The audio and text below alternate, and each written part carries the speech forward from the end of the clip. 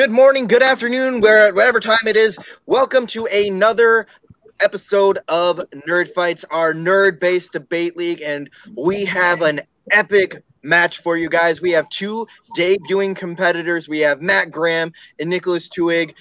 We will hear from them in just a moment, but first, let me introduce myself. I am your host for the evening, the host with the jost, if I do say so myself, Joe Harrison. That was a good pun. It was well earned. And now we will hear from our judges. First up, we have Doug. Doug, how are you feeling about this match? Well, I wasn't supposed to be here, and then I was here, so there's that. I'm ready to listen to these arguments and see who deserves to be in this league. All right, sounds good. Next, I will hear from a man who he is calling himself Villain. We know him also as Haven. Haven, how are you feeling this evening? Hey, what's up, guys? Happy to be here. Yeah, I'm feeling good, man. Just ate my Chinese food, so I'm great, and I can't wait to see what these guys bring to the table tonight. All right, and rounding out my panel for this evening, Z-Man himself, Zadius. Zadius, how are you feeling? Are you excited for this match? Yo, I'm feeling good, man. I'm feeling good. Back for the first time. I'm really excited about this match. Excited to hear what these guys have to say about the topics. And I'm also really looking forward to see who messes up and doing my one no on debating. So really looking forward to see you do that. I guess we might find out what Zadius's one no is, but let's hear from our competitors real quick. We are going to hear from Matt first. Matt, tell us how you're feeling about this match, man.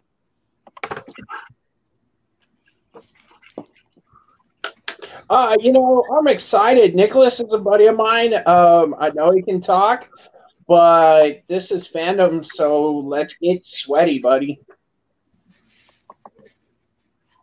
All right, some words from Matt. Now let's hear from Nick. Nick, how are you feeling about this match? Are you excited? I'm very excited to be here. I'm already sweaty.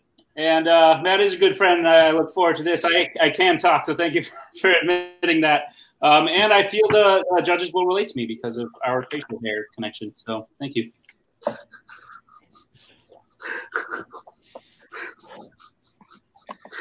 All right. That is actually why I am not judging, because I do not have facial hair. We decided that in order to judge this nerd fight, you had to have a beard. But let's just go over the rules for Nerd Fights. So Nerd Fights, how it works is there are 4 main rounds. These are prepared questions that both competitors got in advance so they could prepare their arguments. How it will work is each competitor has a 90-second opening, followed by 5 minutes of free-form debate between the two competitors, and then each competitor will get a minute closing. However, there are some special rules in play. There is an extension rule. If a competitor wishes to extend either their opening or their closing argument, they can do so by just informing us that they would like to, and they get a minute extension on it. There is also what we call the timeout rule. The timeout rule works like this. If the competitors are over-talking each other and I feel like my judges aren't really getting a chance to hear the arguments, I will say timeout. What happens from then is 10 seconds will count down and from the total timer, and no one can talk. And if someone starts talking, that 10 seconds will restart until they are settled down. And then also, if we get to it, there are rules for the speed round, but we will go into the speed round rules if and when we get there. So with that being said, let's go into question number 1. And question number 1 is in the category of Marvel. And your question is, what Marvel villain that has already been adapted but has been killed and or never seen again deserves another shot on the big screen?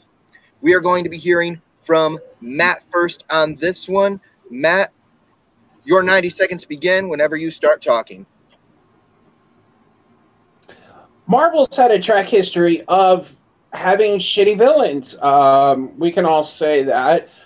But Fox has had some pretty good villains. But they took the ultimate mutant, the original mutant, some people say, and completely dropped the ball. That's Apocalypse.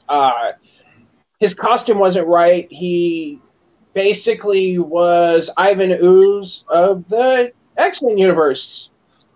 I'm going to concede my time so we can start talking. All right. right, Matt keeping it short and sweet so that way we can get right to the actual debate.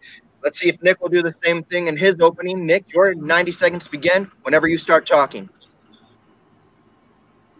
Dr. Doom is the best Marvel villain of all time. There's no doubting that. I'm getting a little sick of the Thanoses, a little sick of the Galactuses, not because they aren't great villains, but I'm sick of these larger-than-life threats where we can have something similar to the only great Fox Marvel villain you've mentioned, which is Magneto, who is a human-level threat with like dangerous level abilities. But I'd like a villain that's more relatable, and I think the fact that this villain is the best and has been done just so badly so many times means he really deserves redemption.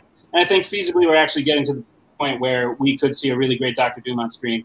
And that's something I want to see because, you know, you could save the universe, you could save the galaxies, and you can save everything, but eventually you got to go back to saving the planet or the city or the town. And I think it's time to see that with Dr. Victor Von Doom. Yield my time. All right, we have Apocalypse going up against Dr. Doom. Two brilliant choices, if I do say so myself. Let's see what these guys bring to the table in their freeform debate. And your 5 minutes begins whenever one of you starts talking. Okay, I'm going to go first. So you said Victor Von Doom. The problem with that is he's had 3 strikes. Obviously, he can't work. We've seen him twice in the original X-Men or Fantastic Four movies, and then he came back in the new one. So maybe it's time to take a step back with him and just save him for down the line. Maybe we introduce him in a different movie, sure, but he's a guy. Apocalypse is supposed to be this mammoth, the original mutant. I mean, he's supposed to be above Magneto. Bring the X-Men together to fight him instead of, oh, let's take this character that we like, and we'll take this character, and we'll just, you know, put them together. And then in the end, we'll just have everybody come together. Oh, my God, we were wrong. He is the bad guy. And we'll have him just choke. Sure. So Dr. Doom, in my opinion, only has 2 strikes. Yes, he was in 3 movies, but it was 2 different characters being Dr. Doom, and that's only 1 more strike than Apocalypse has. Here's what I want to see. I want to see a great villain like the Joker. I want to see a great villain like a villain in any great gangster movie. I want to see a villain someone can relate to. Apocalypse is a great villain in the comics, but the reason he doesn't work is because he doesn't translate to screen well unless you totally nerf him, and that's not something I want to see. He is such an otherworldly threat that there's really nothing feasible in a movie that can defeat him. In comics, it can because the rules aren't the same. They're a little more lax. But if you're creating a world, which I assume this will be in the MCU or even in the Fox Marvel movies, you're creating a world that's supposed to be more realistic. Apocalypse just doesn't fit in that world unless you change him to such a degree. The reason Dr. Doom hasn't worked is because he's been changed so much. He's never been the leader of his own nation. He's never in the comics had electrical powers, which for some reason, or the power to blow up heads, which, yes, we can agree that 2015 movie was a total dumpster fire. But the problem is we haven't seen a true to form Dr. Doom. If we see a true to form Apocalypse, it's not going to work because there's nothing that will make me believe he can actually be defeated. And there's nothing that will make me relate to him. I don't have the powers of the first godlike ever mutant. That also doesn't make sense. Wouldn't the first one have like the least amount of powers? But like, I don't think that totally factors in. I would think the powers get stronger as the evolution goes on. But regardless, I don't want to see Apocalypse in a movie right now because it doesn't work. The heroes we've established cannot defeat that. I want a movie that tests the minds of our characters, that develops our characters further. And the way you do that is with a Joker, with a good crime boss villain who can be related to and who makes you scared because you realize that this is just a person who became so evil that they're one of the biggest threats on the planet. Yeah, but you're talking about that. You're saying that Apocalypse can't work. Why not? Thanos did. We believe that the Infinity Stones and Thanos was believable. There's rumors that Galactus is coming. There's various other ones.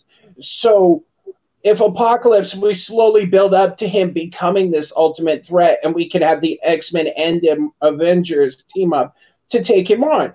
So we slowly build up with that.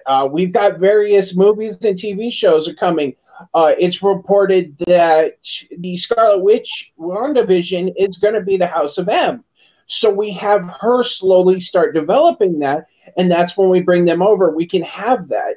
You talk about Victor Von Doom being kind of a gangster. Well, but then we have to have his backstory.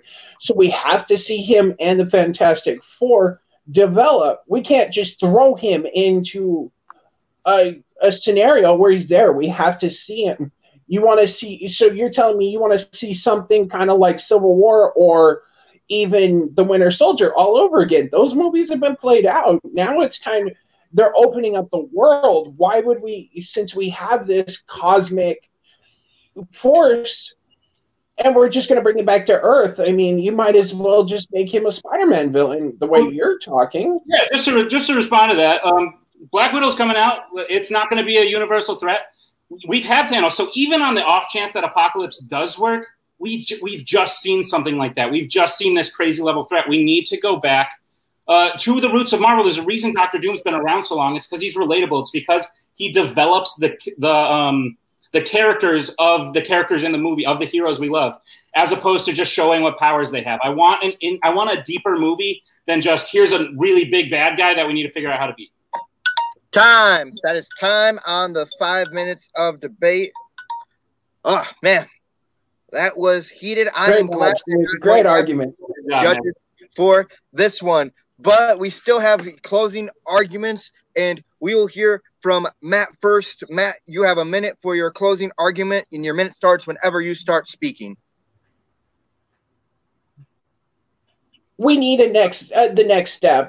It took 22 films to get to Thanos, so we slowly build to Apocalypse. Let's get 1 or 2 X-Men movies. We've got WandaVision that's going to create, we're assuming, the X-Men. So let's slowly build him, have him lurking in the shadows, kind of similar to Thanos did. And then we'll get to a boiling point where the Avengers and X-Men have to come together to tackle him. We will actually be able to get the comic book design that we need, the kind of cyber kind of steampunk look that he should have been, not this wannabe, let's put tubes on me and revamp Ivan Ooze from the 2000, from the X-Men movie. Or, I'm sorry, the Power Rangers movie. Dr. Doom, he's a guy. We're going to have to learn to explore him before we can dump him in this world, have him this menacing gangster threat. I'll concede. All right, conceding with a few seconds left. And now we will go to Nick. Nick, you have a minute to close whenever you start talking. So I think you might be misunderstanding me a little bit. I don't think Dr. Doom will be a gangster-like character. I'm just comparing him to the great villains of gangster movies that are down-to-earth level threats who become so larger than life that they become such a great threat in that way. Apocalypse, he's done out. We've seen him just as much as we've seen Dr. Doom, but we haven't seen Dr. Doom the way he's supposed to be. He's not supposed to have powers, and he's supposed to be the leader of his own country. I don't see a problem with having to introduce him and build his backstory. That only makes for a better character. But even if we don't do that, we don't have to. The Joker had no backstory. He didn't need backstory. So what we can do with Dr. Doom is do something really cool, which we've done before in the MCU, is develop a whole new nation inside Earth, inside the place where we live, and make it actually believable, like we did with Wakanda and Black Panther. We can create this whole new place that Dr. Doom is the leader of, and it develops his character, and it develops the character of the people around him. The thing about Thanos that was cool was he had backstory and had reason, but Apocalypse doesn't have that. He was just born, and he decided he was made to rule because of all these unrealistic powers that people are never going to be able to stop, and it's going to be boring. And time. All right, we have heard from both of our competitors, and now I'm going to go to my judges. I'm going to go to Doug first. Doug, how are you feeling? Make sense of this for me, and try to keep it to 20 to 30 seconds. I'll try, guys. I'll try to make it sensible. This is what I got.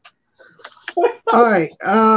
I'm literally just gonna break it down. I'm not waiting. I'm not gonna leave you in suspense. Nick's got my point. He gave me a more well-rounded character. You told me, Matt, a lot about why, what like what he did in X-Men, not what he was going to really be. You tackled it a little bit in your closing. I wish you would have tackled a little bit more in the actual argument, but you didn't attack it too much. You guys kind of attacked each other and defended each other on the same points, but overall, Nick gave me a well-rounded character of what we're going to get in his opening and his argument and his debate round and closing. So that's why I got Nick on this one. All right, that is one vote for Nick, but we have two other judges to hear from. I'm going to go to Haven. Haven, who's getting your point on this one? I'm giving my point to Matt. You know, both of those characters are great characters. If you know, I wish they would have brought more meat to the bone. You know, when they were debating the stuff, there was a lot of stuff they could have brought in. Dr. Doom does have powers. You know, he has. He's almost like a super wizard. You know, or a magician like Doctor Strange, so he does have mystic arts powers. But yeah, I like Matt, you know, talking about just slowly bringing them in, and, you know, especially with the mutant movies, that don't have to be the first one. They could slowly build to him. So that's why I'm giving Matt the point on this one. All right, which means it comes down to Zadius. Zadius with the tiebreaker. Who is going to get the first point in this match? Well, first of all, good arguments from both guys, and those two characters that I would love to see redone. I'm gonna give this one to Nick. Again, both great arguments, but I like why I'm giving this to Nick is because I believe the attacks that Matt was trying to attack in his closing arguments, because it really came down to that for me. Nick was able to defend them and also characterize of how he wanted to build Dr. Doom in the upcoming movie and how he could be introduced. So good job, both of you guys, but point goes to Nick for me. All right, Nick comes up with a 1-0 lead, but we still have plenty of questions to debate, which brings us into our second question. Our second question comes in the category of Harry Potter, and the question is, what is the best visual scene in all of the Harry Potter series?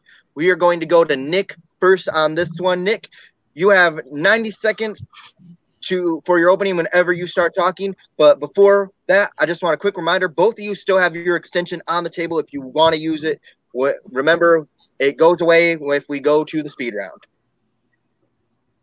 No, thank you. All right, then, Nick, 90 seconds whenever you start talking. Sounds good. All right. Before I talk about the visuals of my scene, I think I need to tell you the buildup, because the fact that the visuals were able to pull off the hype that this moment had really shows how great the visuals are.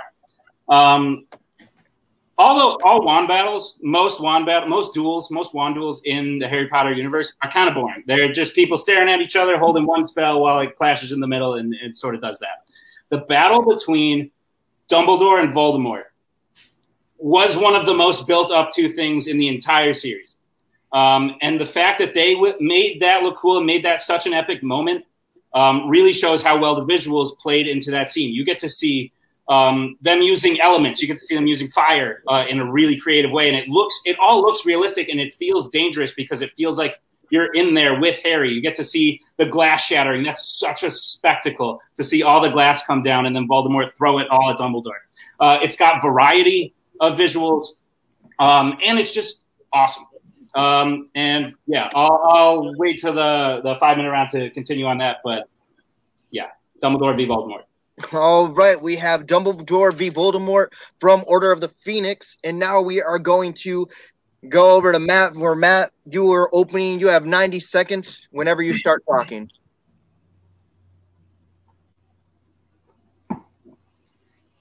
Okay, let me paint a picture for you. Four teenagers are standing outside. It's celebrating. There's bright lights outside. The sun's out. Everybody's cheering. Everybody's having fun. And then you hear go. And they enter the maze or the final challenge in the Goblet of Fire. And then it gets dark. You experience this terror that has been known to change wizards' lives, and not for the good. You're walking through this maze, and all of a sudden, the maze starts attacking you. You've got branches and leaves, and other competitors are attacking you because you're trying to get to the Wizarding Cup. It's supposed to be this grim, ominous feeling.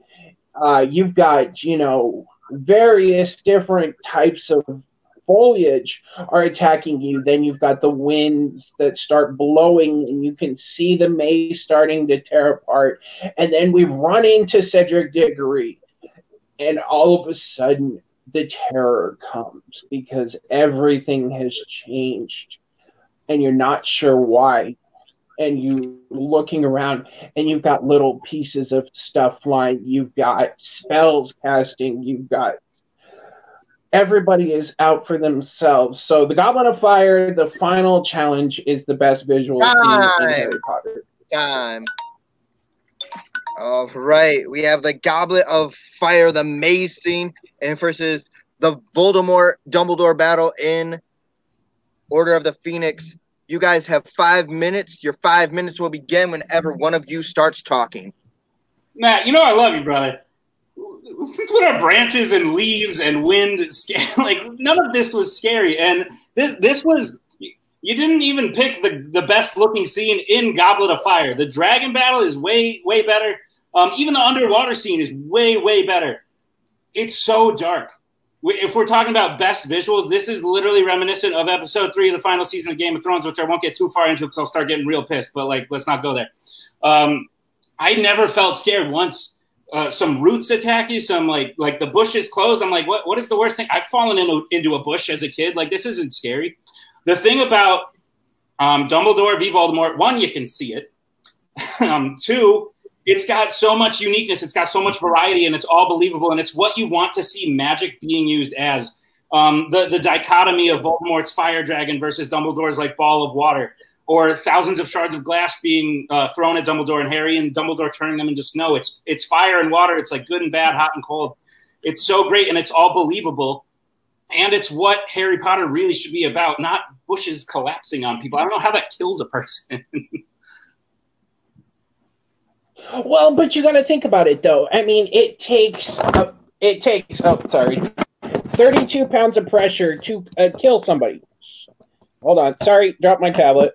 Okay, bud. Sorry.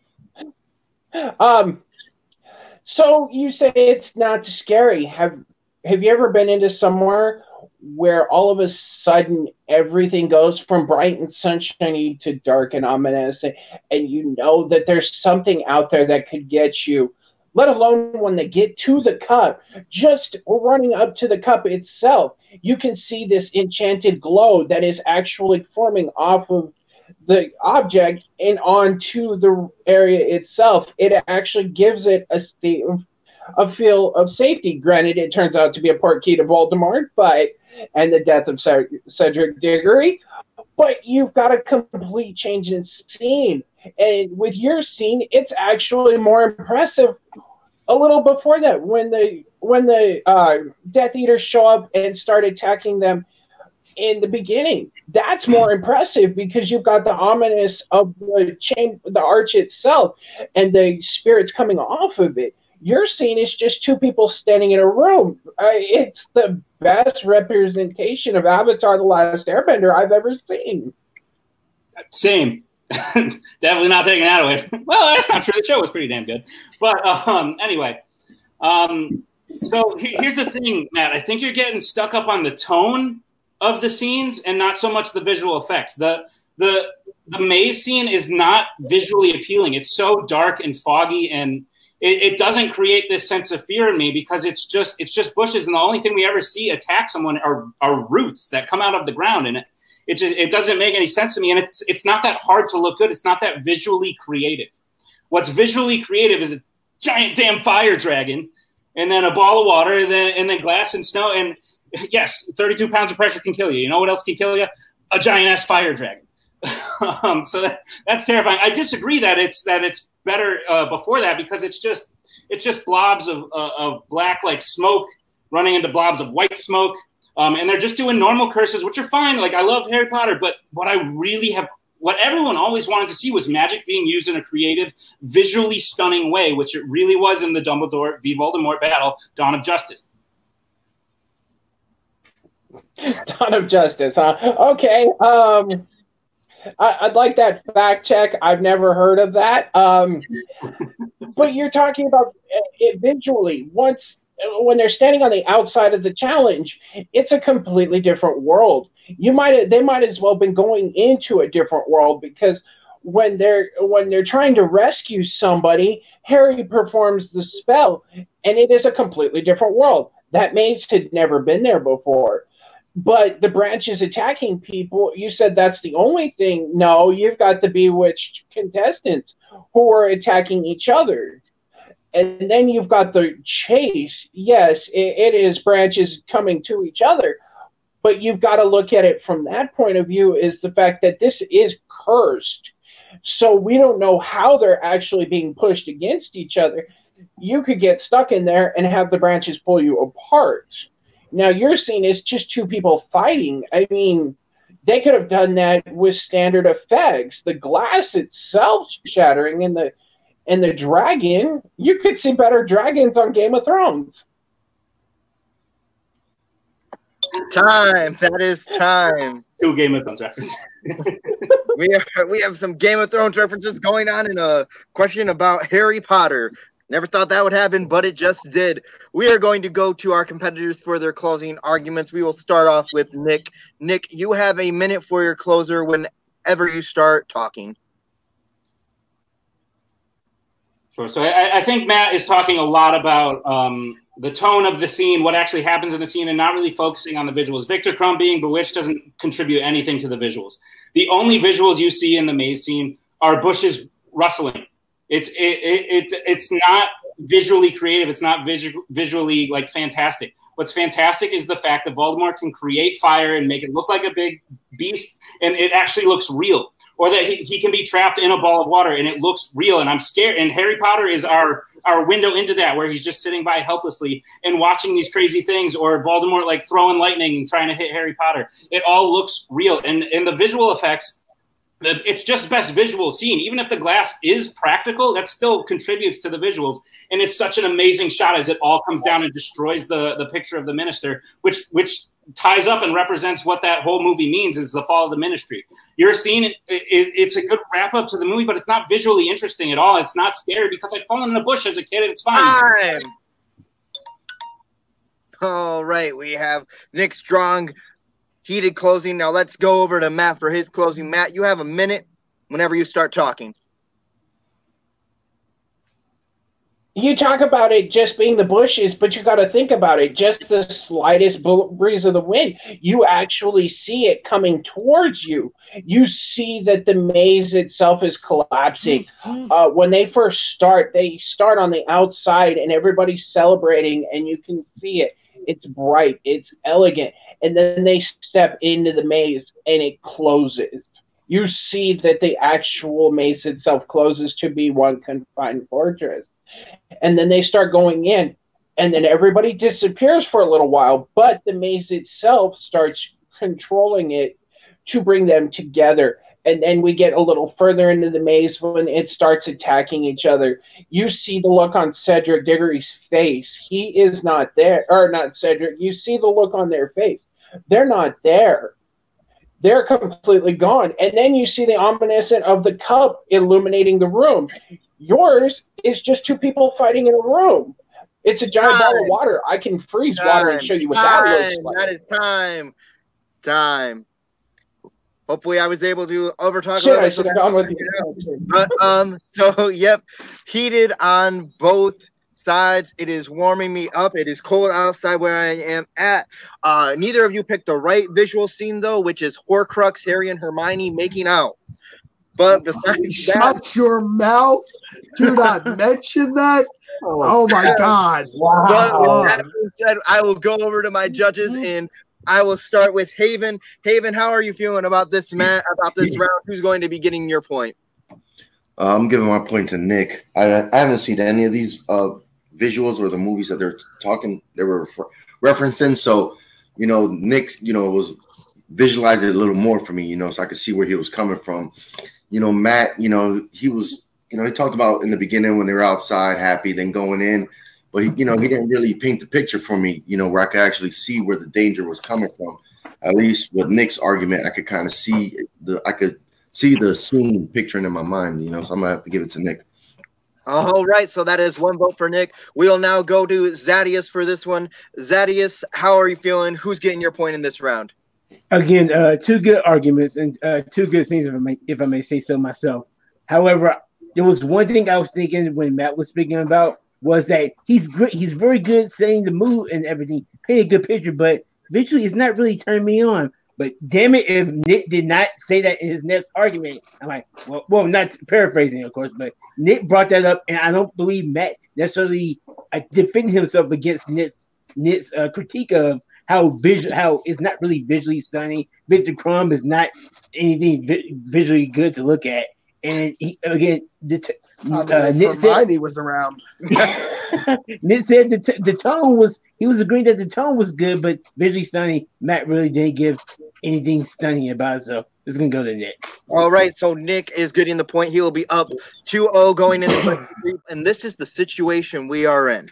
Going into question 3, if Nick gets the point, he wins by knockout. If Matt gets the point, we will go to question 4. So this is do or die for Matt. As we get into question 3 in the category of anime, your question is, what is the best anime of the 1990s? We will now go to Matt first for Matt's opening statement.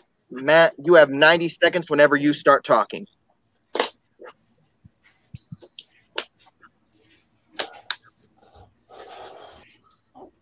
Best anime of the 90s is an anime that changes the game. Most animes that were released in that era were released in Japan first.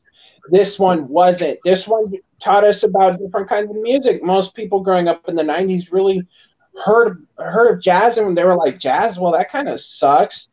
Until the late 90s when Cowboy Bebop came out. Cowboy Bebop was released on Toonami, and it was the first American-made anime. It also introduced us to jazz. It also crossed over a kind of, you could say, Firefly-esque feel, where we've got a group of renegades out traveling from planet to planet, doing maybe unsavory things, but also doing savory things at the same time. So Cowboy Bebop is the best anime from the 90s. All right, leaving some time on the table.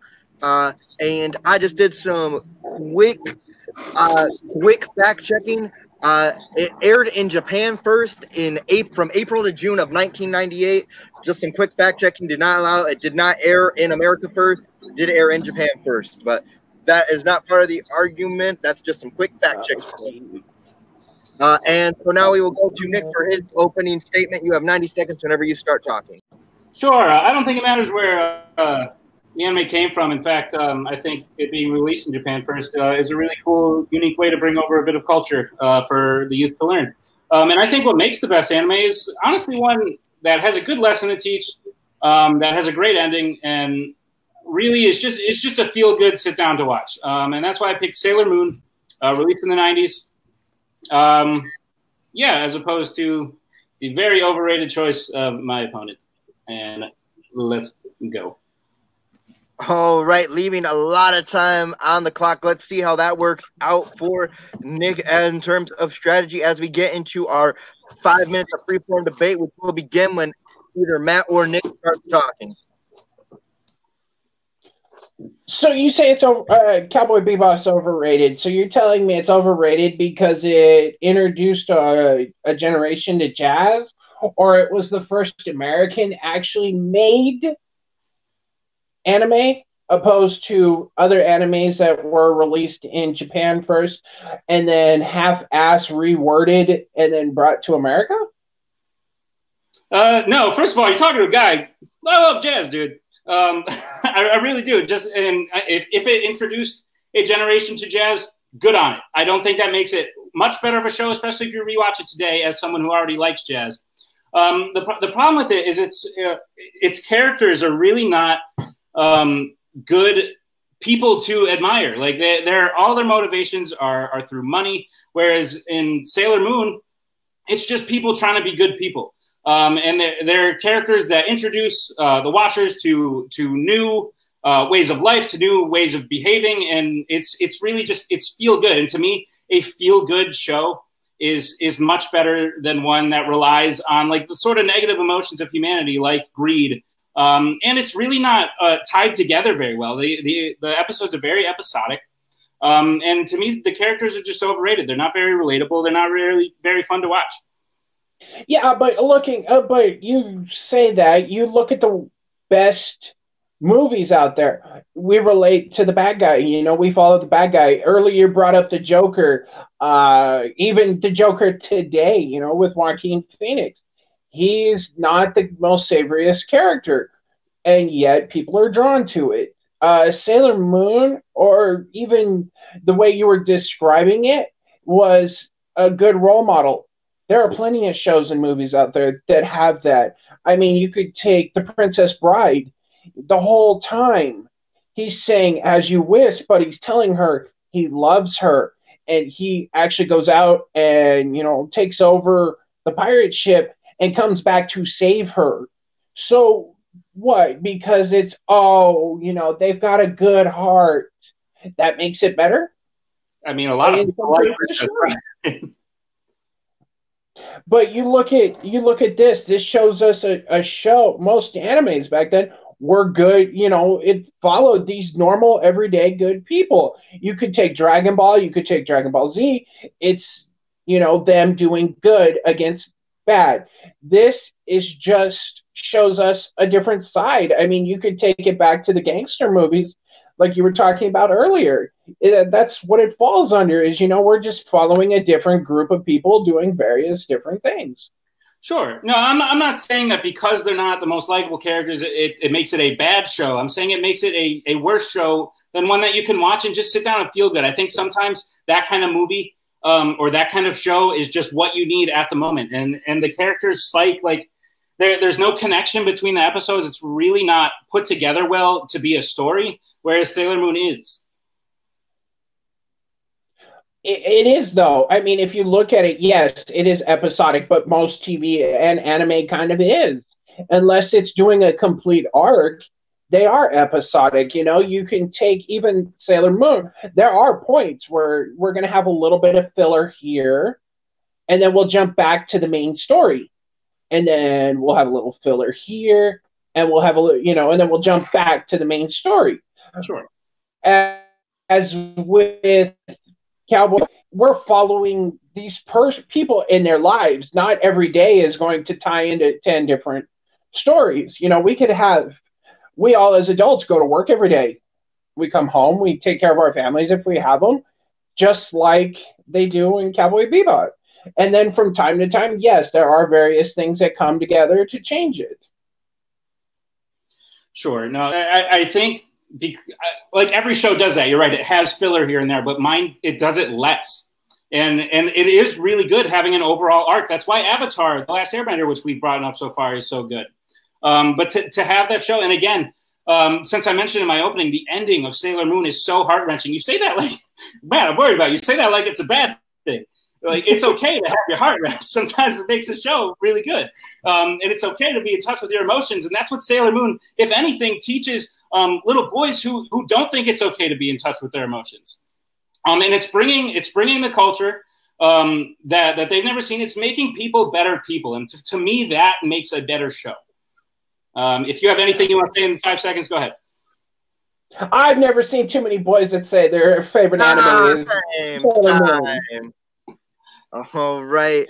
We will now go into closing. Matt didn't have enough time to get those words out. Maybe he'll incorporate them into his closing argument. We will see, because, Matt, your minute closing argument begins whenever you start talking. Cowboy Bebop showed the Japanese and anime culture that, yes, Americans can make it. We can show them that just because it's not written in Japanese or by Japanese people and released in Japan, it doesn't mean it's not there. It introduced an entire generation to jazz. It showed us various different types of people, just like we see in various movies and TV shows. You said that Sailor Moon lets us see that we can show our emotions. Sure, but throughout the point of Cowboy Bebop, they do as well. You say that it tells little boys that they can have emotions. Not too many little boys are going to go, "Ooh, I like Sailor Moon." They would rather go towards Cowboy Bebop because it is males. It's more action orientated. Shows us the underworld. Bitch. Matt, Your mom. his closing argument on the single word of bitch. Let's see how that affects when we go to our judges. But first, we are going to hear from Nick for Nick's closing argument. Nick, you have a minute whenever you start talking. Okay.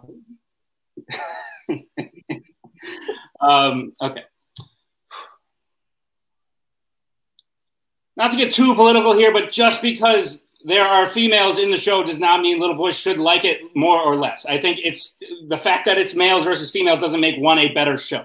What makes Sailor Moon a better show is that it has lessons to teach. It has characters you can follow over longer arcs, whereas Cowboy Bebop is so sporadic and spread out, and it's characters that are thinly veiled because they don't get the time that they do in Sailor Moon. And by the end of Sailor Moon, when Sailor Moon chooses to stay a human or whatever she does at the end, it really shows people how to make choices. It shows little kids. It's teaching them lessons. It's teaching people about all different sorts of characters, just like you said in Cowboy Bebop. There are more than one type of character in this show, and yeah, it's bitch. All right, leaving some Nicholas going for the same strategy, ending on the word bitch. Let's see how this plays out. Maybe they'll negate each other. Only time will tell as we go to our judges. And this time I'm going to Z-Man Zadius himself first. Zadius, make some sense of this for me. Who's getting the point? Bitch. First of all, none of y'all chose the right answer, which was Dragon Ball Z. But, I forgive you for that. But this was a really hard one. This was a really hard one to choose between. I believe Matt got a little caught up in the fact of introducing like a lot of cool kids to jazz and stuff like that, and introducing a lot of new kids to jazz. And again, get arguments from both. However, what stuck with me was how Nick was bringing up how it has Sailor Moon has it's less episodic and like has less filler in it, and Matt Sailor Moon has less filler in it. And Matt, I don't think really attacked it too much. And he didn't really attack the characters of Sailor Moon, while Nick, I believe, attacked the characters of Cowboy Bebop as being some really a-holes. He didn't say a-holes. That's just what I heard. But that you really can't have people looking up to. So I'm going to give this to Nick. All right, Nick getting the first point of this. I'm now going to go over to Doug. Doug, who is getting your point and why? So just to give a little heads up, I'm the question writer for this show, and the question is best anime from the 90s. I love how they both chose anime series and not the real answer, Princess Mononoke. That would have been the correct answer as the best anime from the 1990s. With that being said, this was an interesting argument. I like how they both came about it. Matt, with his constant insisting, this brought a generation to jazz. I liked it. I was like, that's cool. It influences a generation. But in the same vein as Zadius, I think when Nick kind of brought it down to the episode per episode, why it made the anime so great. There wasn't so much there wasn't so much of non-story points to the anime, where yours was kind of sporadic and all over the place, and there wasn't too much backing away from that. Also, I didn't hear you bash Sailor Moon on a couple of the other topics that Nick brought up, so that's why Nick's getting my point. All right, so with that, Nick gets the point, which means, and your winner by way of knockout in his debut match, Nick Twohig. So I'll now go quick talk to our unfortunate runner-up this evening, Matt. Matt, how are you feeling? You fought hard, or you just it didn't go the way you thought it would, didn't go how you planned. What are your plans now? What are you going to do next in this league? Honestly, I'm disappointed. Came out swinging for the fences and kind of missed. That's not saying anything against Nick. Nick's a great guy. Kind of sucks. I hope to come back eventually when there's somebody who wants to play. Sometimes you call your shot hit, and sometimes you call your shot miss.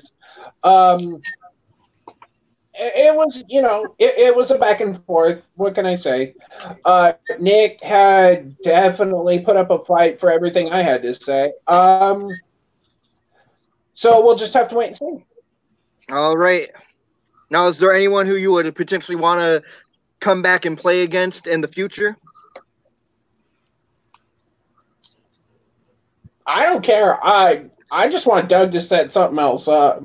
I want another shot. I judge plenty, so I don't care. Just whoever, bring me somebody. All right, I think that definitely can be arranged. And now let's go to our winner for this evening, Nick. Nick, how are you feeling? You won your debut match. You have a 1-0 record. How are you feeling about this, man? I'm tired. Matt definitely deserves another shot because I'm exhausted from this this endeavor we went on tonight. But no, I'm feeling good. It was very fun. I haven't debated in a long time. It's one of my favorite things to do, especially about things that I love, like the things we spoke about today. So thank you to all the judges for being here. Thank you, Matt, for putting up a hell of a fight. And if you ever would like to continue these conversations off camera and not in debate style, I would love to, because that was the funnest part of it. All right. Now, with a 1-0 record, is there anyone who you kind of would want to play next or going forward? Who's your champ right now, Joe? It's our champ. I can answer that right now. The champ is Sean Wasserberg. Great. Give me Cody. But that might change with a later match that's coming down the line. Well, if you're champ, if I like Joe mentioned, I don't remember if it was on camera or off. I fought Cody in the finals of the Marvel Exhibition Tournament for a #1 contendership in this very league, and I took him down to the last final speed round question, and I hope Cody won. So if you can set that up, that'd be a fun time.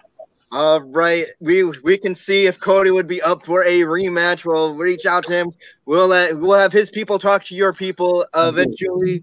But with that being said, for everyone here at TMG and Nerd Fights, for Doug, for Haven, for Zadius, for our competitors Matt and Nick, I have been Joe Harrison. This has been Nerd Fights, and keep on fighting.